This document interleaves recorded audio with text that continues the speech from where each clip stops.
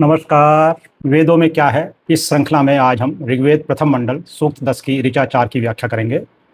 यह ऋचा हमें सिखाती है कि जहाँ सकारात्मक वाणी, उच्च ज्ञान और लोक हितकारी कर्म एक साथ विकसित होते हैं, वहीं सच्ची संस्कृति और सभ्यता का निर्माण होता है। ओम एहि स्तोमान अभिस्वराभि वृणीहयारु ब्रह्मचैनो वसो सचेन्द्र यज्ञम च वर्धय।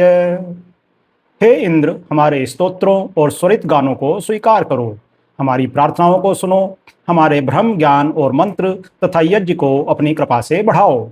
अर्थात हे शक्ति स्वरूप, हमारे सद्विचारों, ज्ञान और लोक हितकारी कर्मों को समर्थ बनाइए और उन्हें उन्नति प्रदान कीजिए।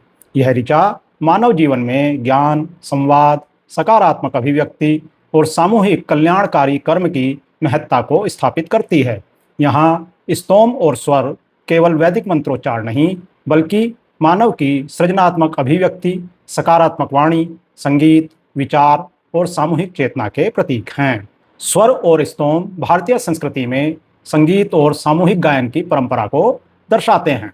संगीत केवल मनोरंजन नहीं, बल्कि मानसिक शांति, सामाजिक एकता और आध्यात्मिक उन्नति का माध्यम माना गया है। इस ऋचा का संदेश यही है कि समाज में ऐसी वाणी और विचारों को बढ़ावा मिलना चाहिए जो प्रेरणा दें, एकता बढ़ाएं और मानवता को ऊंचा उठाएं। यहाँ ब्रह्म और यज्ञ का उल्लेख है। ब्रह्म ज्ञान का प्रतीक है और यज्ञ कर्म का। ब्रह्म का अर्थ ज्ञान, विवेक, चिंतन, शिक्षा और उच्च चेतना से है। यज्ञ का अर्थ हर ऐसा कर्म है जो समाज हित, सहयोग, त्याग और सामूहिक कल्याण के लिए किया जाए।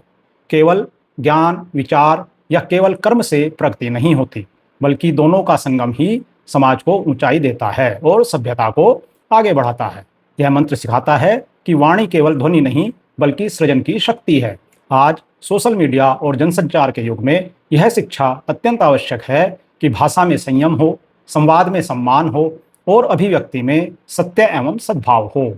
यज्ञम वर्धय का संदेश है समाज हित के कार्यों को आगे बढ़ाना चाहिए। यह ऋचा व्यक्ति को केवल स्वार्थ तक सीमित न रहकर लोक मंगल की दिशा में प्रेरित करती है। सच्चा नेतृत्व वही है जो ज्ञान, संस्कृति और लोक कल्याणकारी कार्यों को प्रोत्साहित करे।